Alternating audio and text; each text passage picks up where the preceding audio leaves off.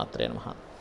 మనము జూలై మాసంలో రాశి ఫలితాలు కనుక చూసుకున్నట్లయితే అప్పుడు ఉన్నటువంటి గ్రహస్థితి ఏ విధంగా ఉంది అని చూసుకున్నట్లయితే జూలై మాసంలో శని వక్రగతిలో ఉంటున్నాడు కుంభరాశిలో. అదేవిధంగా రాహు మీనంలోని, మేషంలో కుజుడున్నాడు. అయితే చంద్రుడు ప్రతి 2.5 రోజులకు ఒకసారి మారిపోతూనే ఉంటాడు. అలాగే మరొక విషయం ఏంటంటే ఇక్కడ ఈ యొక్క కుజుడు 13వ తేదీ గురువుని కలుస్తున్నాడు. ఎప్పుడైతే కుజుడు గురువుని కలుస్తాడో కొంచెం ల్యాండ్ రిలేటెడ్ సంబంధించిన విషయంలో మంచి జరిగేటువంటి యోగం, కొంచెం ల్యాండ్స్ రేట్స్ పెరగడం కూడా జరుగుతుంది. అదేవిధంగా ఇక్కడ మనకి మిథునంలో రవి శుక్ర గ్రహాల యొక్క స్థితి, ఆ రవి 15వ తేదీకి కర్కాటకంలోకి రావడము, అదేవిధంగా శుక్రుడు 7వ తేదీ కర్కాటక రాశిలోకి రావడము, బుధుడు కర్కాటక రాశిలో ఉంటూ 20వ తేదీకి మనకి మన సింహంలోకి వస్తున్నాడు. అదేవిధంగా కన్యారాశిలో కేతువు యొక్క సంచారం జరుగుతుంది. ఈ యొక్క గ్రహస్థితిని అనుసరించి ద్వాదశ లగ్నాల వారికి, లగ్నం తెలియని వారి రాశుల వారికి ఏ విధంగా ఉంది అనేటువంటి విషయాలు మనం ఇప్పుడు తెలుసుకుందాం. వృశ్చిక లగ్నము, వృశ్చిక రాశి. వృశ్చికం వారికి కనుక చూసుకున్నట్లయితే రాస్యాధిపతి అయినటువంటి కుజుడు సప్తమ స్థానంలో ఉన్నాడు గురువుతో కలిసి. ఎప్పుడైతే ఈ గురువుతో కలిసి సప్తమ స్థానంలో 13వ తేదీ నుంచి వెళ్తున్నాడో, ఈ 13వ తేదీ నుంచి మీకు కొంచెం వివాహ సంబంధించిన విషయంలో ఖచ్చితంగా పాజిటివ్ ఫలితాలు వస్తాయి, అందులో ఎటువంటి సందేహం లేదు. కాకపోతే ఈ సంపాదన అనేటువంటిది లోకల్గా కాకుండా వేరే ప్రాంతానికి వెళ్ళడం ద్వారా, లేకపోతే విదేశాలకు వెళ్ళి ఉద్యోగం చేయడం ద్వారా కూడా మీకు యోగిస్తుంది.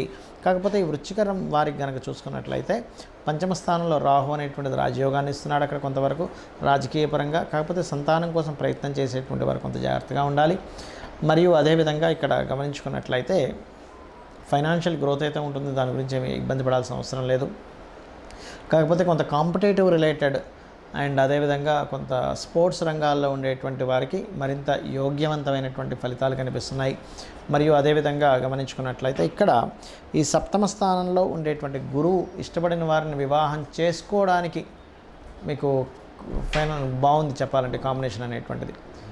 అదేవిధంగా మరొక విషయం ఏంటంటే ఇక్కడ గమనించుకున్నట్లయితే ఇక్కడ ఈ సప్తమంలో ఉన్నటువంటి గురువు యొక్క ఫలితాలు గమనించుకున్నట్లయితే ఈ సప్తమ స్థానంలో ఉండే గురువు మీద కేతువు యొక్క దృష్టి ఉన్నందుకు కొన్ని కారణాల వల్ల అప్పుడప్పుడు చిన్న చిన్న మిస్అండర్స్టాండింగ్స్ కానీ, వివాహ సంబంధించిన విషయంలో చిన్న స్ట్రెస్ కానీ చూపిస్తుంది. మరియు అదేవిధంగా వృశ్చికం వారికి అష్టమంలో రవి ఉండడం అనేటువంటిది ఇప్పుడు ప్రమోషన్స్ కోసం మీ పైవారితో మాట్లాడడం అనేటువంటిది కరెక్ట్ అయినటువంటి సమయం కాదు. బికాజ్ ఆఫ్ లాభస్థానంలో కేతువు ఉండి అష్టమంలో రవి ఉన్నప్పుడు చాలామంది తెలియక కొన్ని సందర్భాల్లో అడగకూడని సమయంలో బాస్ని అడగడం, అది రివర్స్ అవ్వడం, బ్యాక్ ఫైర్ అవ్వడం జరుగుతుంటుంది. కాబట్టి ఈ సమయం కరెక్ట్ కాదు. కాకపోతే ఏదైనా గవర్నమెంట్ నుంచి రావాల్సిన డబ్బులు మాత్రం వస్తాయి. ఎందుకంటే అష్టమంలో ఉండేటువంటి రవి 15వ తేదీ వరకు ధనస్థానాన్ని చూస్తుంది, యోగకారకుడు అయ్యాడు. కాబట్టి ఏంటి, పార్ట్నర్స్ మూలంగా, అది గవర్నమెంట్ మూలంగా, లేకపోతే కొంతమంది రైతులకి సబ్సిడీస్ రూపంలో ఇట్లాంటివి వస్తూ ఉంటాయి. కాకపోతే 4వ స్థానంలో ఎప్పుడైతే శని భగవానుడు ఉన్నాడో ఇది కొంతవరకు భూమిని కొనుగోలు చేయడానికి, కాకపోతే వక్రించున్నందుకు ఆ యొక్క భూమిని అమ్మకానికి యోగ్యవంతంగా ఉంది అని చెప్పి మనకి అర్థమవుతుంది ఇక్కడ. మరియు మరొక విషయం ఏంటంటే ఇక్కడ గమనించుకున్నట్లయితే ఈ రాశి వారికి ఉద్యోగ ప్రయత్నాలకు సంబంధించినటువంటి విషయంలో ముఖ్యంగా అకౌంటింగ్ రంగాల్లో ఉండేటువంటి వారికి 20వ తేదీ జూలై 20వ తేదీ నుంచి అనుకూలమైనటువంటి వాతావరణం చూపిస్తుంది. ఇక మీరు చేయవలసిన దేవతారాధన దుర్గాదేవి ఆరాధన చేయండి, అన్ని విధాలు బాగుంటుంది. శని మకర రాశి కుంభరాశిలో ఉండి మకరం వైపు వక్రించున్నాడు. దీనివల్ల పర్టికులర్గా ఏంటంటే ప్రపంచవ్యాప్తంగా, దేశవ్యాప్తంగా కొంత కెరియర్ రిలేటెడ్ సంబంధించిన విషయంలో కొంత గ్రోత్ ఉంటుంది. అదేవిధంగా కొంత స్ట్రెస్ ఉంటుంది దేశవ్యాప్తంగా, ప్రపంచవ్యాప్తంగా కూడా. అయితే ఇక్కడ ఈ శని వక్రగతి అనేటువంటిది ముఖ్యంగా ఇంకా వేటి మీద చూపిస్తుంది. అందరూ అసలు ఏం చేసుకోవాలి చూసుకున్నట్లయితే ఎప్పుడైనా గుర్తుపెట్టుకోండి, శని భగవానుడు రాశి మారిన, నక్షత్రం మారినప్పుడు కానీ, వక్రగతి చెందినప్పుడు కానీ, పాపగ్రహాల మధ్యన కానీ శుభగ్రహాల మధ్యన కానీ చేరినప్పుడు మనకి దానిలో ఒక మార్పుని ఇస్తాడు ఖచ్చితంగా. అంటే కర్మకారకుడు, న్యాచురల్ కర్మకారకుడు ఆ యొక్క మార్పుని ఇచ్చినప్పుడు దాని యొక్క ఫలితాల్లో అనేకమైనటువంటి మార్పులు వస్తాయి.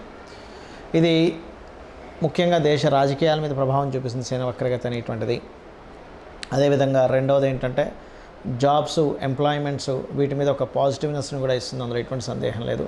ఆర్థిక వ్యవస్థ సంబంధించిన విషయంలో అనేకమైన మార్పులను ఇస్తుంది. అయితే ఈ శని వక్రగతి పర్సనల్ చార్ట్ మీద ఎఫెక్ట్ పడకుండా ఉండాలి అంటే ముఖ్యంగా మీరు చేసుకోవాల్సినటువంటి ముఖ్యమైనటువంటి అంశం ఏమిటి అంటే శనివారాలు వీలైనంత మటుకు అన్నదానం చేయండి. దీనివల్ల ఏమవుతుందంటే శని వక్రగతి యొక్క ప్రభావం తగ్గి మీకు పాజిటివ్ అనేటువంటి జరుగుతుంది. అలాగే బెల్లము గోవుకు తినిపించడము, మధ్యాహ్నం పూట నిద్రపోవడం అనేటువంటిది ఎక్కువగా చేయకూడదు. అదేవిధంగా ముసలి వాళ్ళకి, బాగా ఏజ్డ్ పర్సన్స్కి, వాళ్ళకి ఏదైనా మీకు తోచినటువంటి సహాయం చేయడం చేస్తూ ఉన్నట్లయితే ఖచ్చితంగా మంచి ఫలితం వస్తుంది. దీంతోపాటు శని వక్రగతి యొక్క ప్రభావం మీ మీద అస్సలు ఇంక పడకుండా ఉండాలి, కంప్లీట్ పాజిటివ్గా ఉండాలంటే కర్మకారకుడు, ముఖ్యంగా శని భగవానుడు ఆంజనేయ స్వామి ఉపాసన ఎవరైతే చేస్తారో వాళ్ళకి మరింత అనుకూలంగా ఉంటాడు. కాబట్టి ఆ అనుకూలత రావాలంటే రోజు కనీసం 20 నిమిషాలు, ఎక్కువసేపు అక్కర్లేదు, ఓం హరి మర్కటాయ నమః అనే మంత్రం చేయండి, అద్భుతంగా ఉంటుంది. అయితే ఎవరికైనా వాళ్ళ జన్మజాతకంలో శని వక్రించుండి వాళ్ళ గనక కర్మ సంబంధం దానికి వచ్చింది కంప్లీట్గా అన్నప్పుడు ఉద్యోగం, గతంలో చేసిన ఉద్యోగంలోకి వెళ్ళడం అనేటువంటిది ఇస్తాడు.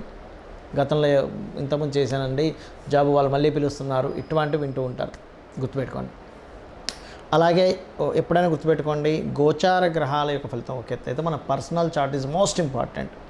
మన పర్సనల్ చార్ట్లో ప్రస్తుతం నడుస్తున్న మహాదశ ఏమిటి, అంతర్దశ ఏమిటి, దానికి గోచారం ఏమిటి, ఇది పర్టికులర్గా చూసుకోవాలి. అంతేగాని ఎంతసేపు నాకు ఏలినాడు శని ఉంది, అర్ధాష్టమి శని ఉంది, అష్టమి శని ఉంది, అందుకే ఇంత ఇబ్బంది పడుతున్నాను అనుకోవడానికి వీల్లేదు. ఎందుకంటే శని భగవానుడు ఎప్పుడూ బ్యాడ్ అయి ఇచ్చేటట్టయితే ప్రతి ఒక్కరూ శని మహర్దశ రాగానే ఇబ్బంది అయిపోవాలి. గురు మహర్దశ రాగానే బాగుండాలి, శుక్ర మహర్దశ రాగానే బాగుండాలి, బుధుడు రాగానే బాగుండాలి. అలా అవ్వట్లేదు కదా. లాజిక్ ఆలోచించండి. శని భగవానుడు బాగుంటే మంచి ఫలితాలు ఇస్తాడు, గురువు బాగున్నా మంచి ఫలితాలు ఇస్తాడు. కానీ ఇబ్బంది అయితే గురువు గ్రహం అయినా సరే ఇబ్బంది ఇస్తుంది. శుక్రగ్రహం, అందరూ ఏమనుకుంటారు శుక్రదశ వస్తే రాజయోగం అనుకుంటారు. అలా ఏమి ఉండదండి. శుక్రుడు బాగుంటేనే రాజయోగం. నేను మీకు ఒక కనీసం కొన్ని వేల జాతకాలు చూపిస్తా. శుక్రదశ వచ్చినప్పుడు ఇబ్బంది పడ్డ వాళ్ళు కూడా, ఎందుకంటే డిపెండ్ ఆన్ ఆ గ్రహం యొక్క స్థితి ఎలా ఉంది. శాస్త్రంలో చాలా స్పష్టంగా చెప్పబడింది. కాబట్టి ఈ యొక్క విషయాన్ని కంప్లీట్గా తెలుసుకోవాలి మీరు. ఇది తెలుసుకోకుండా మూఢంగా శని వచ్చేసింది పాడైపోతాను, శుక్రుడు వచ్చేసింది బాగుంటాను కాదు. శుక్రుడు పాడైతే శుక్ర సంబంధంగా పాడవుతాడు మనిషి. అంటే స్త్రీ వ్యామోహం కావచ్చు, లేకపోతే ఎక్కువ లగ్జరీ ఖర్చులు పెట్టేసి పాడు చేసుకోవడం కావచ్చు, ఇట్లాంటివి ఇబ్బంది పడుతూ ఉంటాడు. శని గనక పాడైతే కింద వాళ్ళ వల్ల వీళ్ళు ఇబ్బంది పడుతూ ఉంటారు. అంటే వీళ్ళకి సపోర్ట్ సపోర్ట్ చేయకపోవడం. అదే బాగుంటే వాళ్ళ కింద పనిచేసే వాళ్ళ వల్ల వీళ్ళు మంచి రాజయోగాన్ని పొందుతారు. సో ఆ డిఫరెన్స్ అనేది ముఖ్యంగా మెయిన్గా తెలుసుకోవాలి, ఎప్పుడైనా గుర్తుపెట్టుకోండి. అయితే ఇక్కడ ఒక విషయం ఏంటంటే, మీరు మీ యొక్క జన్మజాతకం ఎలాగున్నా కానీ, అందులో ఎన్ని అవయోగాలు ఉన్నా, ఎంత దీన స్థితిలో ఉన్నా ఒకటే గుర్తుపెట్టుకోండి, అమ్మవారిని నమ్ముకుంటూ, చాలామంది భయపడేది శనికి సంబంధించిన విషయమే కాబట్టి అమ్మవారిని నమ్ముకుంటూ, అమ్మవారి లలితా సహస్రనామాల్లో ప్రత్యేకంగా ఓం అనాకలిత సాదృశ్య చుబుక శ్రీ విరాజితాయై నమః అనే మంత్రం కనుక చేసుకోగలిగితే ఎటువంటి శని దోషాలున్నా పోతాయి, గుర్తుపెట్టుకోండి. ఇంకొకటి ఏంటంటే, ఇక్కడ మీరు ఎప్పుడూ కూడా బాగున్నటువంటి ప్లాంటరీ పొజిషన్కి సంబంధించిన రత్నమే ధరించాలి ఎప్పుడు కూడా. చాలామంది ఏం చేసే మిస్టేక్ ఏంటంటే, నాకు ఈ దశ బాగాలేదు కదా, అందుకే ఆ రత్నం పెట్టేసుకున్నా అంటారు. అది కూడా చాలా పెద్ద మైనస్ అవుతుంది, ఒకటి. రెండవది, మీకు ఏ గ్రహం అయితే పాడైందో ఆ గ్రహ సంబంధించిన వ్యాపారము, ఉద్యోగాల్లోకి వెళ్తారు, అది కూడా పెద్ద మైనస్ అవుతుంది. మీకు ఏ ప్లానెట్ బాగుందో దానికి సంబంధించిన దాంట్లోకి వెళ్ళండి, అప్పుడు బాగుంటుంది. గురువు బాగున్నాడు, టీచింగ్స్లోకి వెళ్ళండి. బుధుడు బాగున్నాడు, వ్యాపారంలోకి వెళ్ళండి. శుక్రుడు బాగున్నాడు, ఫ్యాషన్ డిజైనింగ్ దాంట్లోకి వెళ్ళండి. చంద్రుడు బాగున్నాడు, ఫుడ్ రిలేటెడ్ దాంట్లోకి వెళ్ళండి. రవి బాగున్నాడు, ఆరోగ్యం దాంట్లోకి వెళ్ళండి. చాలామంది చేసే మిస్టేక్ ఏంటంటే, చంద్రుడు బాగోపోతే వెళ్ళి ఫుడ్ బిజినెస్ చేస్తుంటారు. బాగోలేని చంద్రుడికి సంబంధించిన బిజినెస్ చేస్తే ఏమవుతుంది, మీ లైఫ్ కూడా పాడైపోతుంది. అదేవిధంగా చాలామంది పార్ట్నర్షిప్స్ విషయంలో కొన్ని తప్పిదాలు చేస్తూ ఉంటారు. అవతల వాళ్ళ జాతకం ఎట్లా ఉంది, అసలు వాళ్ళకి ఆ దాని పరంగా ధనయోగం ఉందా లేదా చూసుకోకుండా వీళ్ళకి బాగుంది కదా అని వెళ్ళిపోతారు. అక్కడ ఏమైపోతుంది, వాళ్ళకి బాగోపోవడం వల్ల మీకు కూడా ఇబ్బంది పడుతూ ఉంటుంది, ఎఫెక్ట్ పడుతూ ఉంటుంది, గుర్తుపెట్టుకోండి. మీ వల్ల వాళ్ళకి బాగుంటుంది మళ్ళీ, ఎప్పుడు కూడా గుర్తుపెట్టుకోండి. సో ఇది ముఖ్యంగా జాగ్రత్త పడవలసినటువంటి అంశము. అలాగే మరొక విషయం ఏంటంటే, ఇక్కడ మీరు నిత్యము కనుక ఇంట్లో పూజ చేసుకోగలిగితే, నిత్యము ఏదైనా ఒక ఆలయానికి కనుక వెళ్ళగలిగితే, నిత్యము లలితా సహస్రనామాలు చేసుకోగలిగితే, మీ గ్రహస్థితితో సంబంధం లేదు. గ్రహస్థితి మీకు ఇచ్చేటువంటి, మీ కర్మ బట్టి వచ్చేటువంటి బ్యాడ్ రిజల్ట్స్ చాలా తక్కువ స్థాయిలో వస్తాయి. మీకు వచ్చేటువంటి కొద్దో గొప్ప మీ యొక్క జాతక చక్రంలో ఉండే యోగం 100% మంచి రిజల్ట్ ఇవ్వడానికి తోడ్పడుతుంది. కాబట్టి ఇవి చేసుకొని మీ యొక్క జీవితాన్ని ఆనందమయం చేసుకుంటారని కోరుకుంటూ శ్రీమాత్రే నమః.